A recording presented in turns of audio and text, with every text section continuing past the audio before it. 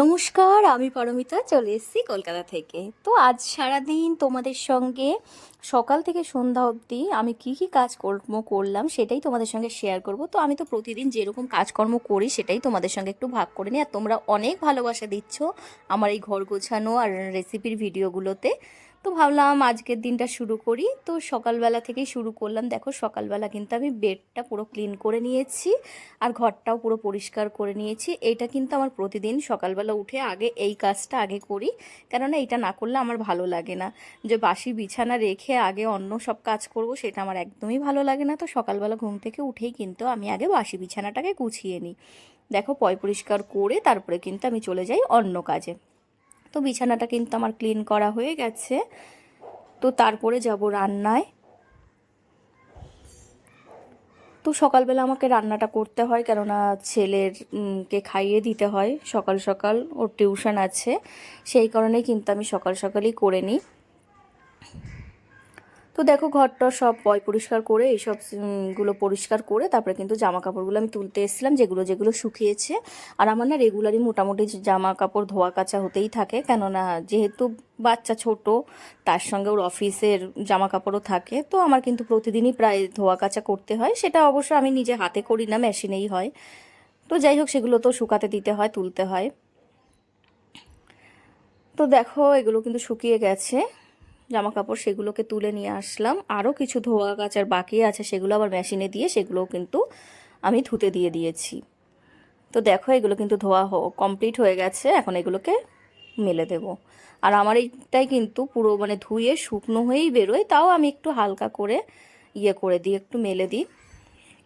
মানে চিপে টিপে পরিষ্কার হয়ে যায়, একদম পুরো ক্লিন হয়ে যায়, জল টল থাকে না, শুধু একটু মেলে দিলেই হাওয়াতেই শুকিয়ে যায়। তো দেখো আবার এইগুলোকে মেলে দিলাম।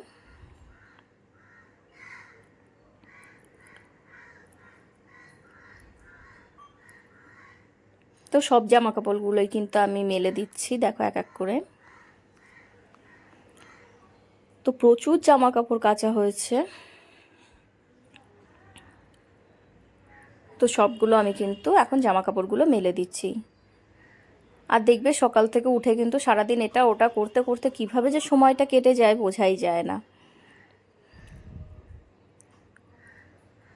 তো দেখো সব জামা কাপড়গুলো কিন্তু আমি এক এক করে মেলে দিলাম। আর শুধু এটাও না, এর সঙ্গে সঙ্গে কিন্তু আমি অনেক কাজই করছিলাম। তো দেখো সব জামা কাপড় মেলা কিন্তু কমপ্লিট হয়ে গেছে। দেখো কত জামা কাপড়। আর মেশিনে একটাই সুবিধা কি, একসঙ্গে অনেকগুলো জামা কাপড় একসঙ্গে ধোয়া হয়ে যায়, এটাই হচ্ছে একটা সবথেকে প্লাস পয়েন্ট। মানে এতগুলো যদি আমার নিজে হাতে কাচতে হতো তো আমার তো হয়ে গেছিলো। তো জামা কাপড়গুলো মেলে মানে দিয়ে এসে তারপর আবার ছেলেকে নিয়ে স্কুলে, ছোট তো আমি তার মধ্যে স্নান টানগুলো করে নিয়েছিলাম। তো ছেলে ওইদিকে রেডি হচ্ছে। আর ওর এখন খুব একটা ঝামেলা নেই, ওর নিজেরটা নিজেই সব কিছু করে নিতে পারে। তো ও কিন্তু জামা কাপড় পরে নিজেই রেডি হয়ে, দেখো চুল টুল আসছে, ক্রিম টিম মেখে ও নিজেই রেডি হয়ে নিচ্ছিল। আর আমিও ওইদিকে রেডি হচ্ছিলাম।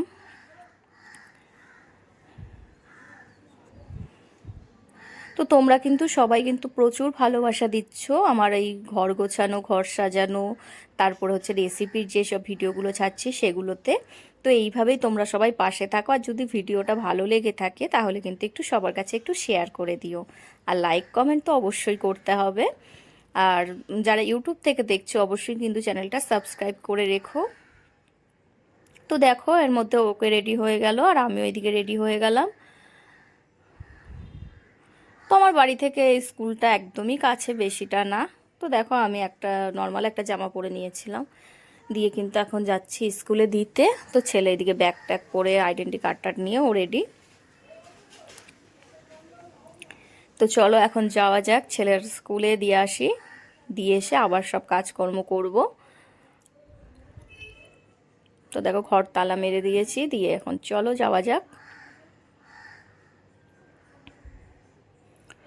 তো প্রতিদিনই কিন্তু আমার রুটিনটা প্রায় একই রকমই থাকে, যে সকাল থেকে ঘুম থেকে উঠে কাজকর্ম করে রান্নাবান্না করে তারপরে কিন্তু ছেলেকে স্কুলে নিয়ে যাওয়া, স্কুল থেকে আসার পরে বিকেলে আবার সুইমিং ক্লাস থাকে, সেখানে আবার নিয়ে যাওয়া। তো দেখো আমি কিন্তু রাস্তা দিয়ে এখন যাচ্ছি। ছেলেকে নিয়ে। আর দেখো একটা মন্দির সামনে, যেতে যেতেই মন্দিরটা পড়ে, তোমরা একটু ভোলা বাবাকে দর্শন করে নাও। আর এটা শনি মন্দির প্লাস শিব মন্দির, দুটোই একসঙ্গে। আর এইটা হচ্ছে বড়নগর রামকৃষ্ণ মঠ, এইটাই কিন্তু সবার আগে, বেলুর মঠেরও আগে এই মঠ, এটাই কিন্তু প্রথম মঠ। তো তোমরা তো মঠের আগেও দেখেছো ভিডিও। তোর স্কুলের আর ভিডিওটা করা হয়নি তখন, মানে ঢোকানোর ব্যস্ত ছিল, নালে গেট আটকে যাবে। তো যার জন্য এইটুকুনি দেখাতে পারলাম। স্কুলের ভেতরে ঢোকার ভিডিওটা তোমাদের সঙ্গে শেয়ার করা হলো না। তো ওখান থেকে আমি কিন্তু ফেরার পথে আবার একটু বাজার থেকে সব জিনিসপত্র নিয়ে এসেছিলাম। তো দেখো এসে কিন্তু প্রচণ্ড ঘেমে গেছি, তাও কিন্তু একদম বাড়ির পাশে, স্কুল খুব একটা দূরে না। তাই দেখো আমার অবস্থা কি, এসেই আগে তাড়াতাড়ি করে আমি একটু গ্লুকন ডি খেয়ে নিলাম, এত গরম লেগে গেছিলো। তারপরে দেখো আসার সময় আমি কত কিছু কিনে নিয়ে এসেছি, সেগুলো একটু তোমাদের সঙ্গেও শেয়ার করি। দেখো একটা ছাতুর প্যাকেট এনেছি, এটা ওয়াশিং মেশিনের জন্য এনেছি।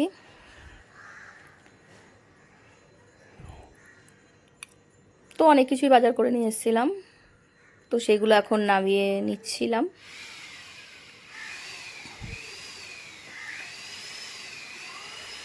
আর তার সঙ্গে কিছু আম এনেছিলাম, একটু সবজি বাজারও এনেছিলাম। তো আমি কিন্তু ওকে মানে স্কুলে যখন দিতে যাই তখন কিন্তু টুকটাক আমি কিনে নিয়ে চলে আসি একদম, তাহলে কিন্তু সুবিধা হয় আমার। এমনি তো রোববার বাজার থেকে নিয়ে আসা হয়, তারপরে কিন্তু টুকটাক কিন্তু আমি ওকে স্কুলে দিয়ে আসার পথেও কিন্তু এইসবগুলো কিনে নিয়ে চলে আসি। দেখো আমগুলো বেশ বড় বড় ভালোই ছিল, তো ভাবলাম যে আমগুলো নিয়ে যাই। তো এই আমটা আমি কোনোদিন খাইনি, এটার নাম বললো চৌসা আম। কেউ যদি খেয়ে থাকো আমাকে বলো তো কেমন খেতে। এই আমটা কিন্তু আমি ফার্স্ট টাইম আনলাম, জানি না এটা খেতে কেমন হয়। তো এই দাদা বললো যে নিয়ে যাও, খারাপ লাগবে না খেতে, তো সেই কারণেই কিন্তু আমি নিয়ে এসেছিলাম। আর কলা নিয়ে এসেছিলাম, পাকা কলা। আর তার সঙ্গে কিন্তু কিছু সবজি বাজারও আমি নিয়ে এসেছিলাম। তো এগুলোকে সব এখন ধুয়ে পরিষ্কার করে ফ্রিজে ঢোকানোর পালা।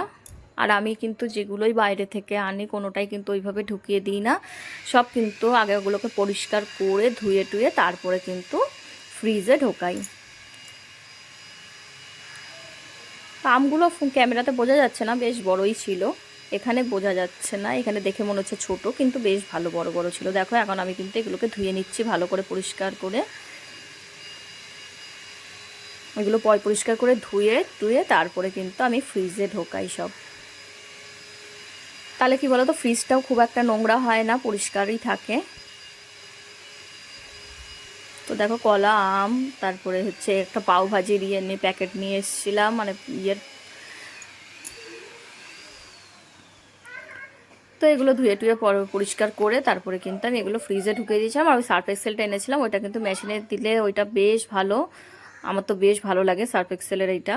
তো আমি এই লিকুইডটাই কিনি। তো দেখো ফ্রিজে কিন্তু এইভাবে যদি স্টোর করা হয় তাহলে কিন্তু ফ্রিজটাও বেশ পরিষ্কার থাকে। আর দেখো কুমড়োটা নিয়ে আসলাম যেটা, সেটা ধুয়ে পরিষ্কার করে দেখো আমি কেটে এরকমভাবে ঢুকিয়ে দেবো ফ্রিজে এখন। তো তোমরা তো জানো আমি ফ্রিজে সব কিছু কেটে এইভাবে সবজিগুলো রাখি, সবজিটাও ফ্রেশ থাকে। দেখো ফ্রিজটা মানে একদম এইভাবে রাখলে পরিষ্কার থাকে। নিচে যে একটু হলুদ হলুদ তোমরা দেখতে পাচ্ছ ফ্রিজে দাগটা রয়েছে, এটা কিন্তু বেশ কিছুদিন আমি বাড়িতে ছিলাম না, তখন ফ্রিজটা বন্ধ ছিল, তখন ওই জলগুলো গড়িয়ে গেছে, ওইটাতে কিন্তু ওরকম স্পট পড়ে গেছে, পুষলেও কিন্তু এটা উঠছে না। তোমাদের যদি কারোর জানা থাকে যে ওইটা কীভাবে তুলবো, অবশ্যই কিন্তু আমাকে সাজেস্ট করতে পারো। তারপরে কিন্তু আমি খেয়ে নিচ্ছিলাম ভাত, দুপুর হয়ে গেছে যেহেতু। তারপরে একটু রেস্ট করে দেখো ঘরে চলে এসেছি, এসে একটু রেস্ট নিয়ে নিলাম, নিয়ে আবার যেতে হবে আমাকে সুইমিং ক্লাসে বিকেলবেলা। বিকেলে মানে রাত্রিবেলা, ওটা বিকেল বলা যায় না, ওর রাত্রেই ক্লাস, সুইমিং ক্লাসটা, যেহেতু ওর মানে বাড়ি আস্তে আস্তে অনেকটাই দেরি হয়ে যায়, সেই জন্য কিন্তু আমি রাতেই ক্লাসটা নিয়েছিলাম। তো তারপরে কিন্তু ছেলে আসার পর ওকেও টিফিন দিয়ে দিয়েছিলাম, ও এই টিফিন খেয়ে কিন্তু তারপরে চলে যাবে সুইমিং ক্লাসে। তো তারপরে সুইমিং ক্লাস থেকে এসে কিন্তু রাত্রিবেলা আমি বানিয়ে নিয়েছিলাম এইরকম, এই জিনিসটা কিন্তু আমি কোনোদিনই বানাইনি, সেই দিনই কিন্তু প্রথম বানালাম, আর খেতে কিন্তু দারুণ টেস্ট হয়েছিল। তো তোমাদের যদি এই রেসিপিটা মনে হয় যে ভালো লাগে তাহলে অবশ্যই আমাকে বলো, আমি কিন্তু রেসিপিটা তোমাদের সঙ্গে শেয়ার করে দেব। তো এটা কিন্তু খেতে খুব ভালো হয়েছিল। এটার কি নাম দেওয়া যায় সেটাও জানি না। এটা ছিল ছোলা, ছিল গাজর, ছিল আলু দিয়েছিলাম, পেঁয়াজ ছিল, মানে এরকম ভ্যারাইটিস রকম দিয়ে করেছিলাম। দারুণ টেস্ট হয়েছিল। আর এটা কিন্তু প্রথম আমি বানিয়েছিলাম। দেখো রাত্রে আমাদের ডিনারের এইটাই খেয়েছিলাম। তার সঙ্গে কিন্তু ভাতটাও আমি একটু মানে অনেক কিছু দিয়ে একটু করেছিলাম, মানে পোলাও টাইপও না, আবার পোলাওয়ের মতনই খেতে ছিল এই রাইসটা। বেশ ভালো লেগেছিল। এটা কিন্তু নতুন ট্রাই করেছিলাম, দারুণ লেগেছিল খেতে। তো অন্য একদিন এই রেসিপিটা শেয়ার করব। আর এই দেখো ছেলে যে সুইমিংয়ে যাচ্ছিল তারও একটু ভিডিও ভাবলাম তোমাদের সঙ্গে শেয়ার করি। তো ছেলে এখন রেডি হয়ে গেছে সুইমিংয়ে যাওয়ার জন্য, দেখো। তো রেডি হতে হতে আমি ওইদিকে রেডি হয়ে নিচ্ছিলাম। তো ভাবলাম তোমাদের যখন বললাম যে সুইমিং ক্লাসে যাবো, তো ভাবলাম যে একটু শেয়ার করি। সুইমিংটা মোটামুটি করছে, এখনও পুরোপুরি মানে ভালো হয়নি, তো যাই হোক মোটামুটি করছে। তো দেখো ছেলে কিন্তু নিজেই রেডি হয়ে গেল। আর তোমাদের যদি এই রেসিপিটা লাগে, এইটা কিন্তু রাইস দিয়ে যেরকম ছোলা টোলা দিয়ে করেছিলাম, মানে পোলাও টাইপসের, তাই এরকম যদি লাগে অবশ্যই আমাকে কিন্তু বলো।